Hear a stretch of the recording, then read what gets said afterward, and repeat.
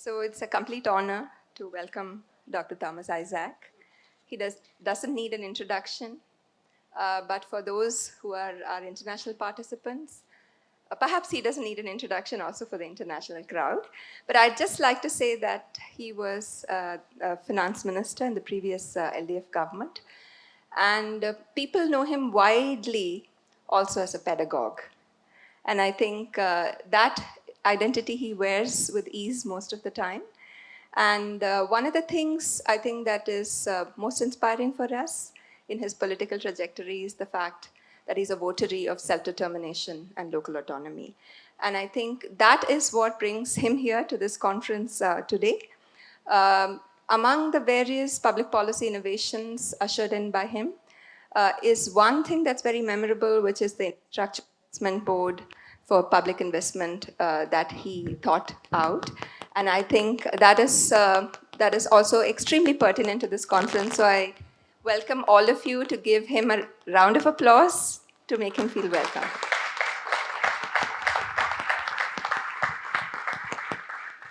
Thank you. Yes. I think I don't know how to hold the microphone, but it's, yeah. This is looking okay, Guru, no problem. Other mics, yeah, no worries. Just wanted to say that Dr. Isaac has insisted that we keep this a free-flowing conversation.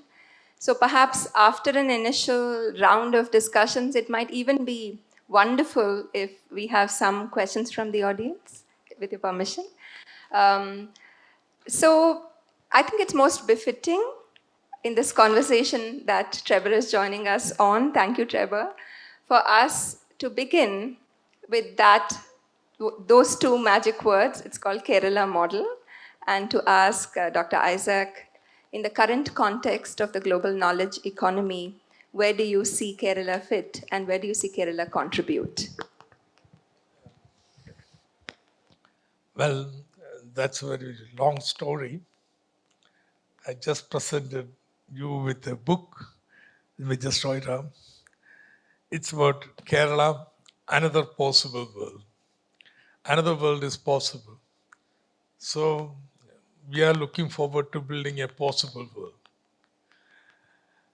That may not be the best, but what is possible within the limitations of today, which will inspire you to look forward to greater visions in the future. Now, put it very simply, Kerala has been distinguished by its redistributive achievements. You know, in normal economic thinking, economic growth comes first. It will reach an inflection point. Till then, inequality will continue to increase. Simon Kuznets. And then after some time, there will trickle down of benefits to everybody, inequality will decline. A distinctive feature of Kerala development is that we intervene at the earliest stage of development, it's a growth itself, to redistribute through higher wages, through redistribution of landed assets, and public provisioning of education and healthcare, so that people in the state, ordinary people in the state, enjoy good education, healthcare, a better life. In Human Development Index, Kerala would come to upper middle income country status. Okay, that's what we achieved. And it's very creditable too. But now there are second generation challenges. Now you have only one child in a family, you want to give better education than the education that is being provided. You live up to 80 and you have new diseases, lifestyle diseases, which requires a different intervention. And because you have concentrated, focused upon social sectors, you have underinvested in infrastructure, and there's a terrible infrastructure deficit. Unless and until that is overcome, it will be difficult to catch up with the growth that is taking place in the rest of India. And the educated are not satisfied with the traditional jobs. They want quality jobs which pay them very well, and that we are not able to provide. So politically, we are facing a big challenge. Some people are saying you are very good at redistributing. You have distributed the cake very well. But now you have to cake new ones before you can redistribute, for which you have no agenda. So this is the challenge that is being faced. And so a strategy is drawn up through off-budget borrowing, investing in infrastructure, then leveraging that to transform the economy into a knowledge economy, which would imply total transformation or upgradation of the technological base of the existing industries and the future industries that would be coming, so that the economy moves from a low productivity regime to high productivity regime. And in this transition, we find the digitalization and cooperative platforms would play a very, very important role. And that's the reason we look forward to your discussions here and learn from the discussions. So this is the stage that we are. Just as a follow-up question, sir, in the age of Swiggy, Zomato, Amazon, and everything going online, is there a possibility to envision all of this in the same spirit of creating social value and public value through digitalization? Not same spirit, different spirit. Same. What traditional tries to reap economies of scale by concentrating production in one place. Now with the digital advancement, it's possible to decentralize production, but yet interconnect all these production units so that you still take advantage of the economies of scale. Now, the challenge is how to overcome the monopoly control of this networking of production units, so that it doesn't become another exploitative instrument to exploit the small production units. And that's where publicly controlled or cooperatively controlled platforms becomes very, very important. So it's not the same spirit, a different spirit. So you can have a production system. For example, let's put the theme of the present conference also includes feminist economy. Now in Kerala, we are very proud of everything, but there is nothing to be very much proud about status of women in Kerala.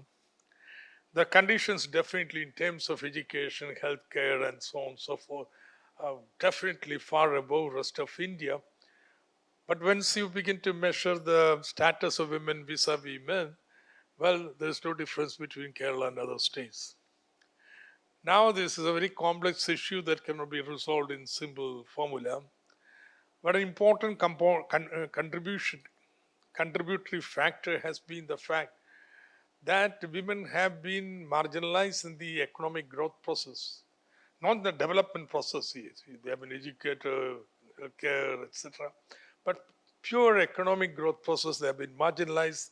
Their participation rate in Kerala, though they are equally or better educated than men, their participation rate is half that of male.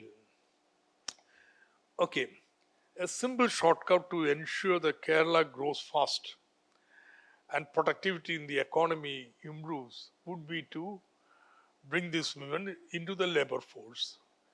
Not in some low productivity jobs and so on, They're all educated women who have broken their career because of family commitments or just withdrew from the labor force because of discouraging effect. See, unemployment rate among women is 3 times that of men, and therefore after some time even just withdraw into the house, go out of the, opt out of the labor force. Suppose we are able to raise the labor participation of women, that too in a productive manner equivalent to men, and that would be a big transformation for Kerala. Economy, how do you do it? One limitation is that, well, that work will have to be remunerative, transparent, but we cannot ignore the fact that they will not be able to leave the house completely, go away somewhere.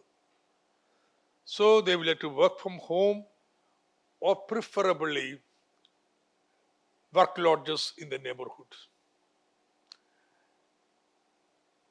Now they are educated.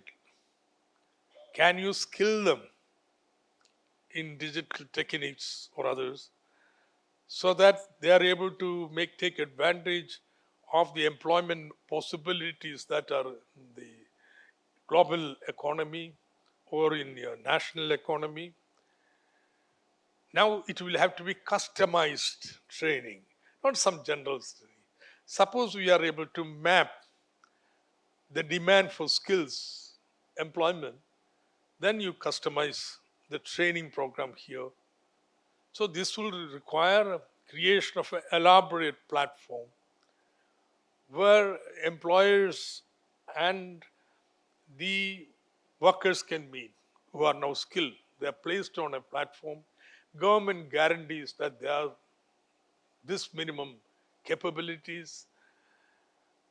But the problem is that gig economy, the exploitation in terms of social security and so on. So it's here the role of government comes. Government will guarantee that these people will be provided with social security. That's the incentive for global employers to come to Kerala, to come, pay decent wages, because there's an intermediation of the government. It's not a platform created by somebody and being managed.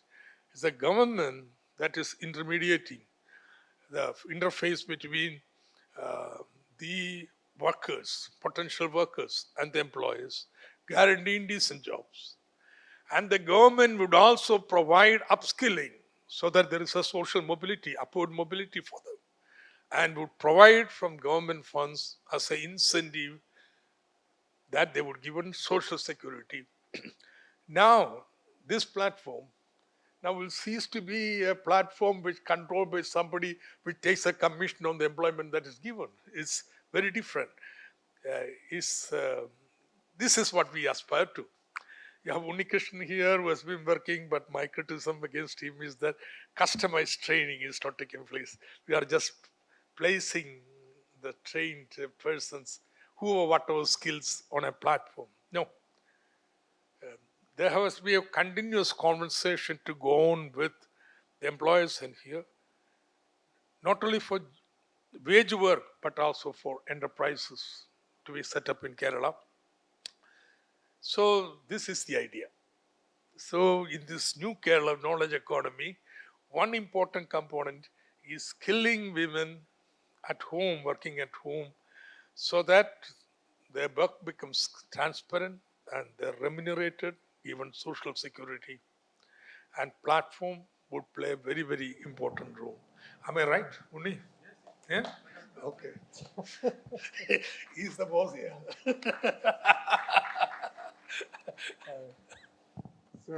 So in 2019, you invited me to address the Legislative Assembly here, which I think showed that there's some openness, right, to, I guess, global influences, as Kerala is famous for.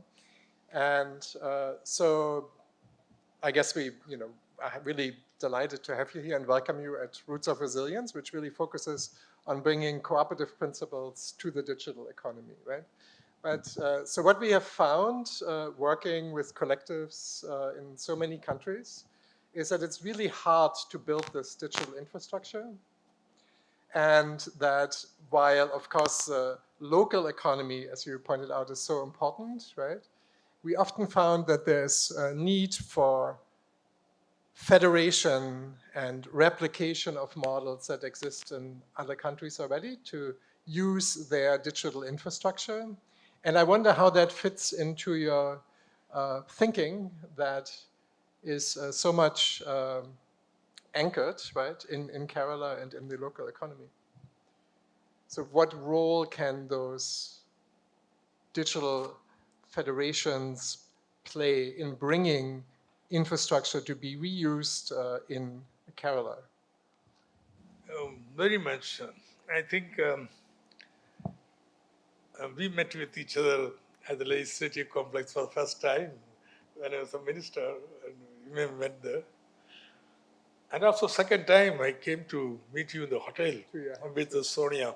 Okay. Yeah, we came together to meet you.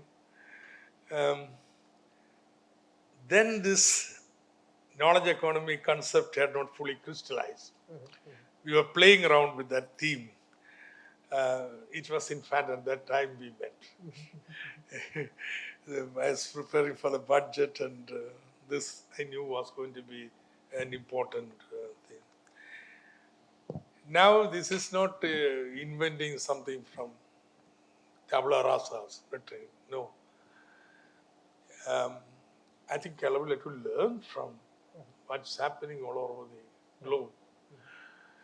Because, you know, we are in very difficult global situation.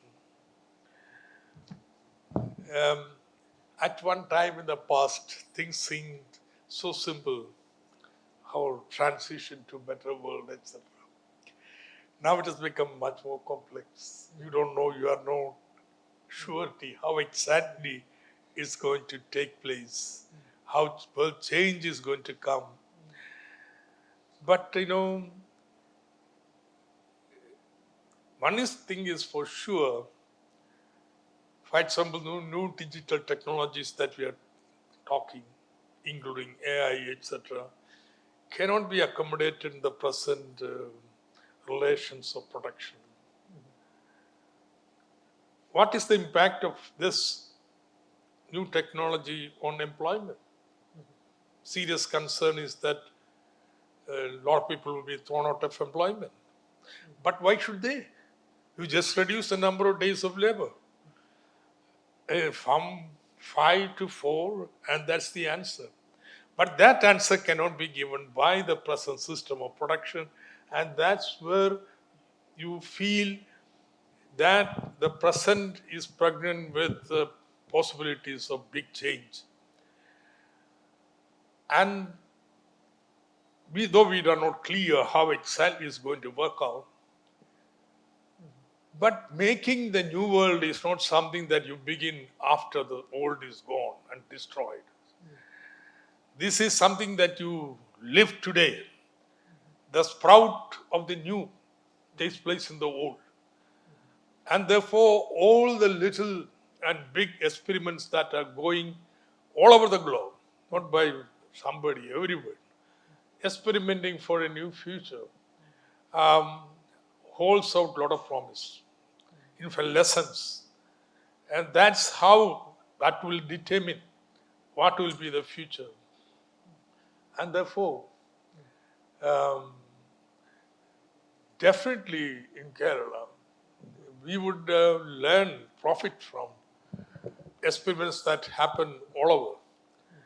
And I think that was the spirit in which we had discussion, if I remember. I didn't follow it up for many other reasons.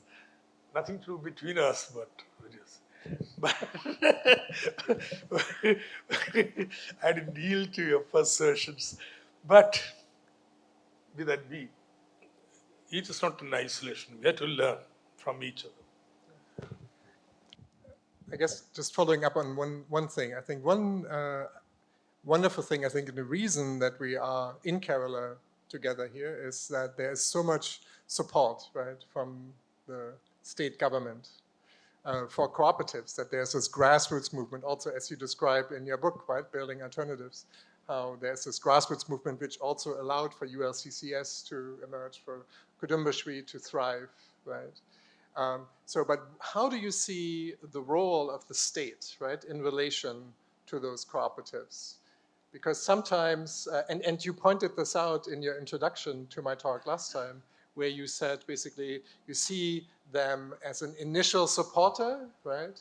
You see them as that's providing startup funding and legislative support, but then they need to be let go. Did I understand that correctly, or has your position changed on that? I'm going to add to that. Or jump in if And that's it may be a question which can answer several PhD theses at once. So the question is this, that we are at a certain conjuncture where enabling conditions for the transition of cooperative institutions in society have become even more vital, because they're all disempowered by the assault of a certain form of global economy for decades. Secondarily, but also equally importantly, is the question of reining in the monopoly corporation, which for a state like Kerala is perhaps a new pathway.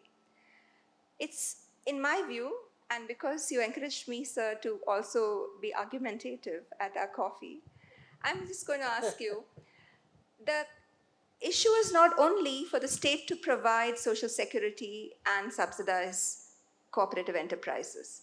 The issue is to take a strong stance against the big guys who are transnational and wearing the robes and costumes that make them seem in a way like they are highly localized, but they are not. They're actually hollowing out the local economy. So in that regard, it is the central government that has called the shots for a very long time. But as we reach a decentralization era of the digital, the state, the subnational units, the local government has to rein in the big corporation. So I'd like you to address both feet, the enabling environment and reining in the big corporation in the same breath, so many of us can write our PhD thesis. Okay. This question is Thank you, Anita. tricky one, and yours is trickier. In fact, it was search for this answer to this question that, in fact, pushed me to write 2 books, case studies. One has been on Dinesh PD, published by Cornell University. Other on ULCCS. We are having meeting at the premises. It's here. Democracy at Work, first one. And this one is Building Alternatives. See, the mainstream theory does not accept that cooperatives can work. One, you need capital to start a firm. And more modern the firm, greater the capital requirement, the workers cannot mobilize that much money. Very well, we have a state and institutions which can support, you can mobilize the money. But then they say it cannot be efficiently run for 2 reasons. One is normal capitalist firm is profit maximizing firm. Therefore, simple, straightforward, efficiency measurement, and so on. But here you have multiple objectives. It's not just profit alone, welfare of the worker, happiness of the worker, what all not. So how do you calculate all this? You need a very complex calculation to measure efficiency. That's one. Secondly, the management. Who is the boss? The worker or the manager? The manager is selected by the worker, and therefore manager will find it difficult to manage the worker. That's the simple thing. I remember RP had this article long time back when I was a student. What do bosses do? Yeah. So that's the second. Okay, you get over that some way. Then the most important question, why should and how can a cooperative accumulate? Because the workers who are the owners would like to have the surplus distributed among themselves. If they invest, when they retire, they can take a piece of the cooperative and go home. So why should they allow accumulation at all? And finally, mainstream economics says, all right, you have made profit, you accumulated, then you will cease to be a cooperative. The existing members will become bosses and hire people. And so this cooperative, successful cooperative will self-destruct. Okay, this is the thinking, like mainstream economic thinking. So it has answered precisely these questions. I took two most successful cooperatives in Kerala. One is Kerala Dinesh Bedi Cooperative, and other is ULCCS, and analyze these questions. But I'll stick to accumulation. That was your question. One, what do the worker want? Worker wants a steady improvement in the real wages, real labor conditions. He is not thinking what is the total surplus, how can I catch up everything. No. He is focused upon real labor conditions really increased over time. Not in nominal terms, real increase in labor conditions. So you assure that. Then there is still surplus left. How can that be accumulated? There are three elements would enable that. One is theory and ideology itself. The worker should learn that the entire value is not created by him in that factory. It is created by the worker who made the means of production, who made the raw material, and therefore the surplus belongs to the working class. Okay, this is a little abstract thing, but a little bit of politics is very important.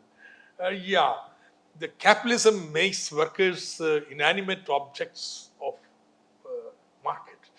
But in a socialist society, real socialist society, or an alternative society, each individual should be thinking and articulating his. Therefore, we should teach them. Second, it is easier to convince them. The firm must grow. So that if it faces competition, his job is to be secured. Two, his children, their employment, they are educated, they have to move on. ULCCS, this was explicitly general body decision. You see, our children need better jobs than construction. And therefore, that's why they decided to diversify into electronics. Yeah, it's a general body decision, discussed and decided by every worker. And finally, history and pride in the society. See, it's not dropped from heavens here. Society has organically grown, is embedded in the society. That the political society in which it is embedded is very important. And therefore you will find little bit of managerial things. ULCCS, it is all right, you borrow and invest, and repayment and interest, etc., comes from the normal income, and therefore there is no fight over that. The surplus would be minus of this repayment schedules and so on. In Dinesh PD, they have a system of profit calculation is made at the central level. At the federating units, they have a different managerial system where only what is required for payment, etc., is given. So with certain managerial methodology, it should be possible to accumulate. And here are two cases where it is successfully done. There are so many. But then the last question is the politically bombshell. Will it remain a cooperative? So you had, for example, ULCCS, where, okay, the Kerala workers members don't want to work in the construction industry anymore. It's all done by people who are migrant workers who come. New generation doesn't want, they would prefer in some other occupation in the cooperative. So this cooperative, will it degenerate into being an employer of migrant workers? By the way, Mondragon, there is a whole criticism about this. Okay, I don't agree with that. But still, this is one whole radical stream that has been criticizing Mondragon experience. So, there's a lot of debate. And finally, I'm very proud of the decision. They decided that migrant workers are temporary workers, but they will be given membership. And that C-class membership category, they would get equal benefits as full members. Members are privileged to get certain benefits. So I see. So that degeneration hypothesis is prevented. Prevented. So these are ways. See, okay, your cooperative, issues are not solved. As you grow, challenges will come and they will be addressed. And one question is, in capitalist economy, greater the firm, greater the competitive power, and therefore the profit and so on. So even if production is small scale, now platform economy allows them to have aggregated at national and global scale and reap big profits. And in Kerala, Anita, you were saying you were taking decentralization, local governments and so on. So how are we going to link these two cooperatives? Are you going to go into larger and larger cooperatives into national level or global level and so on? Well, I think main trend has been linking the cooperatives with the local governments. It has not been very successful. It's not something very terribly new. I mean, see, it was Nehru, in fact. I always quote Nehru on this. He said, the formula for local level development is one, the school, two, panchayat, local government, three, local cooperative. These linked together gives local development. So linking cooperative with the local development is very important, and therefore even this platform economy, say consumer, product distribution, marketing. Now you think of Amazon, you think of big thing, therefore we think of all Kerala by food chain, which will be given alternative to that. Why should it be? You can have an efficient platform at the local level so that local product is sold in the local market. See, this is one thing, a greatest experience in decentralized planning. It was innovated by one of the panchayats in Trivandrum. So, they had a labor bank which would lend labor to anybody, any farmer who wanted to cultivate or something. Money need to be given only when the crop is taken. Now, how do then the workers have the subsistence? The local cooperative gives them an overdraft, which will have to be repaid either by the panchayat guarantee. So, what do the panchayat do? Panchayat gives the workers coupons, and the village stores accept the coupons. Now, the stores buy the products to sell to the workers, etc., from the local Kudumbasri. Then Kudumbasri was not born yet, but the local self-help groups. Now this panchayat was innovating a local money here. What is money? Money is nothing but a piece of paper or a token which is accepted by everybody. So because after some time, people did not rush, okay, collect the money, the trader doesn't come to the panchayat. He continues to pay to the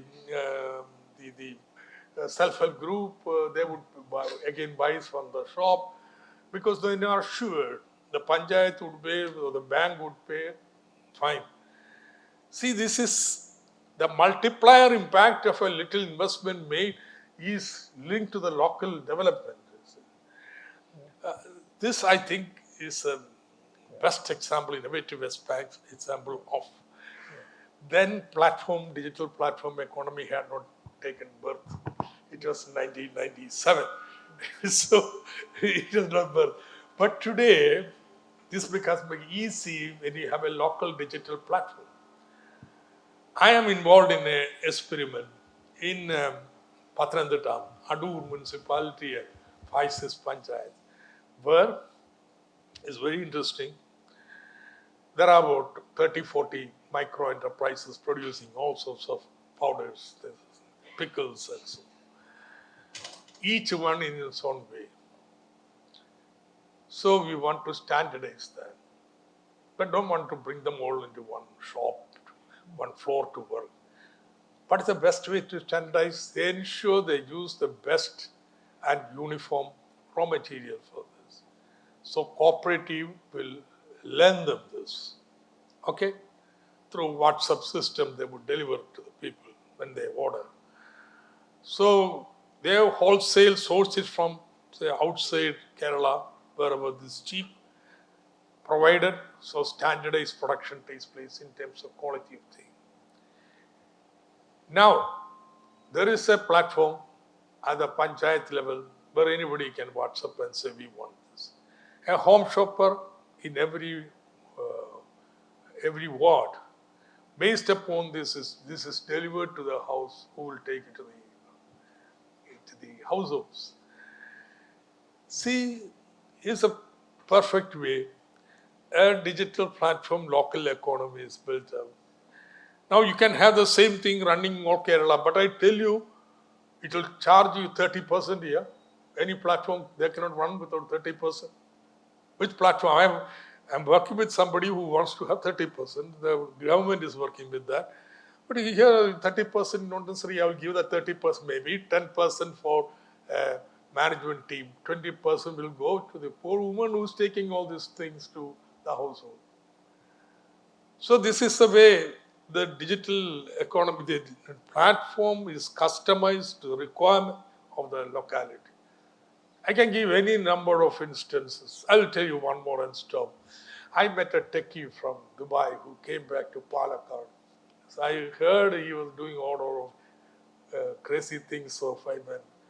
So he has a 5-6 acre land, a very interesting integrated farming thing. He managed 6-7 farmers. Okay. And then they began to supply milk for 60-70 families. Now, advantage of ordering milk from them is they can choose which cow's milk they want. All these 6 farmers, the cows' pictures have been uploaded in WhatsApp, in the what not even WhatsApp, Instagram. They put the cow so they can take a photograph of this cow we want. So you'll be delivered that cow's milk. It's as if you are growing a cow in your house here. That's an advantage. You get the same milk every day, not uniformized and kind of milk that you get from the. So that's it. Now, next innovation is the bigger. So there are 2-3 young fellows who take milk to these 65 houses which are contracted with these 5 farmers. Then they started. Every day in the evening or afternoon, they would send a WhatsApp message saying, these are the vegetables available in our farm. So you want it? you send back with WhatsApp. There's no digital symbol thing, WhatsApp, this and that. And when the milk is taken next day, fresh vegetables are plucked in the night, packed, and you get some fresh, most fresh, not even one day fresh vegetables in your house here. Now, this is a perfect example of few people, 6 farmers, cooperating with, creating a WhatsApp group of their selling product. And I think that's an innovation here. And all the vegetables are sold. There's nothing to be sold outside. They have started fish also. You tell they will supply fish along with the milk in the morning. The transportation cost is minimized because everything is delivered by this boy who go. So these are the ways, and you asked, that is very good, prompted me to say all these anecdotes. You see, these are not given by somebody, somebody bright guy giving the thing. People innovate here. Just to maybe bring it back to the beginning with Anita's intervention. Okay. Well, maybe that would be nice to hear, to come back maybe to the beginning and see what Kerala, if there are initiatives in Kerala that push back a little bit against this power of these big tech companies to give some breathing room to these alternatives, right? Because it's obviously not a fair competition, right? So what legislators can do is to at least enforce the existing laws, to give some more space for alternatives to grow, to give parity to digital platforms that are run cooperatively, to those that are run as venture capitalist firms. No? Too difficult? Is that? Yes. Yes. Not to talk of startup funding, but I don't know. Maybe this is too... No. Anita was telling me yesterday somebody's presentation. One limitation they face is they don't have the route maps of the entire city, detailed. Now, why should it be a proprietary knowledge? Why shouldn't that knowledge be in the commons that everybody can use? Cannot the state legislate? And if they refuse, why can't a set of people sit down and do it? Challenge them. And that's where the open source or free software movements become very relevant. You see. So state has a role to facilitate this transition by tweaking the laws. You can't change. There is a WTO over there is national framework for all this, etc. But anything can be changed by a team of people who are committed to this. Okay, and maybe even call for a boycott here, unless they provides this data information of the common thing, we will boycott you. Now, he demands a kind of political thinking of a different, higher level. But I agree with you. State will have to play an important role in facilitating this. A neoliberal state is not the old state or laissez-faire of Locke's time. At that time, the state is withdrawing. But neoliberal state is a state which intervenes to privatize everything, create advantageous terms for the cronies and so on. So you also need maybe a regional state. National state is very difficult. A regional state or local state which will intervene for creating an alternative.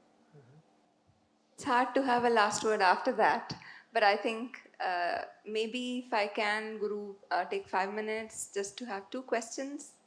Good afternoon. Thank you so much for those remarks. I'm Sabina Dewan with the Just Jobs Network. I'm particularly wanted to thank you for talking about women, and to quote you, women have been marginalized in the growth process, though not in the development process. And making that distinction is fundamentally important, and not something we all do.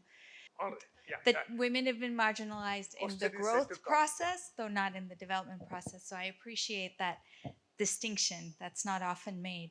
My question relates to that, which is how do you define the knowledge economy? Because if we're talking about structural transformation and the shift from low productivity to high productivity, moving women into the platform economy where many of them have PhDs but are still doing kind of tagging work isn't exactly a knowledge economy. So I'm curious about how you would define the knowledge economy and how do we get there? Okay. Thank you. In my presentation, initial presentation, I used as an acronym for the change I wanted in Kerala.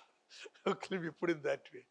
But see, any production, any time requires knowledge, either traditional or learned.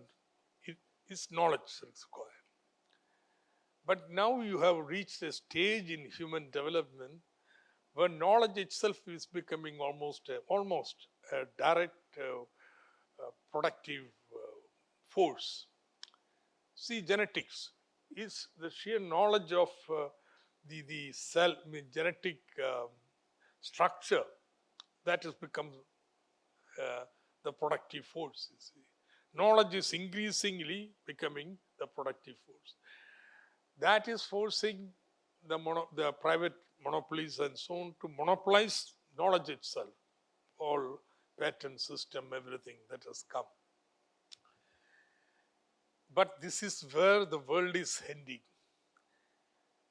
So Kerala should accelerate the move to that, takes full advantage of this. In a manner, it does not destroy, increase everybody, it's inclusive, everybody benefits. There is no digital divide, okay, to start with.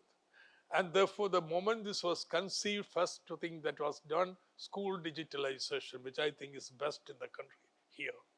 You start a K-phone, providing free internet to everybody. A lot of people have been asking me, Geo is going to provide to every household, why do you want to duplicate? No, one don't want to be some private monopoly to challenge this, take control over this basic networking thing. And you ensure the BPL people, poor people, get it free as their right. Okay. COVID time, we had promised everybody a laptop also, the school children. Government of India is permitting to borrow, so a lot of people were not borrowing. We borrowed to the hilt, and unfortunately, Chinese supply chain was not restored, and we couldn't get the laptop. Now, economic situation has changed. Okay, this is done. It's not a half-assed. It's a conscious move to ensure there is no digital divide. You see.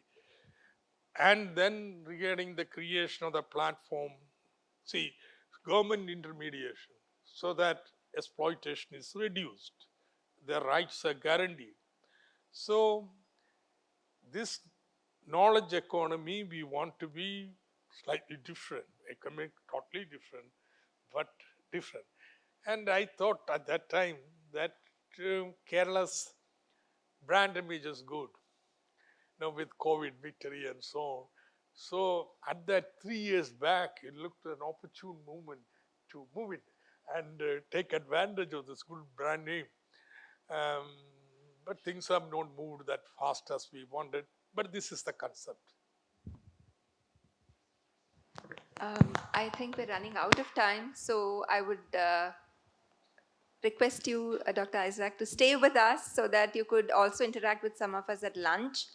We will have a closing assembly now, and we will have the Thiruvananthapuram Declaration coming out of this conference. But before that, we had 3 interesting community labs over the past 2 days. And even prior to the conference, members of this lab who have come together from the entire country and from Kerala have been debating 3 extremely important topics. One is about rebooting older cooperatives to be ready for the digital future. The second community lab has been talking about what does it take to make technology part of the commons, and what is that kind of regime, beginning of course with the free software and open software movement, but going forward into new ideas like open data, open protocols, etc. That was the second community lab. And the third community lab was about worker rights and decent work, and to completely annihilate the gig economy. So the reports from these labs are going to be here with us just now, immediately after this session. I would like to request you to please stay with us and join us for lunch and take some time to enjoy the conference.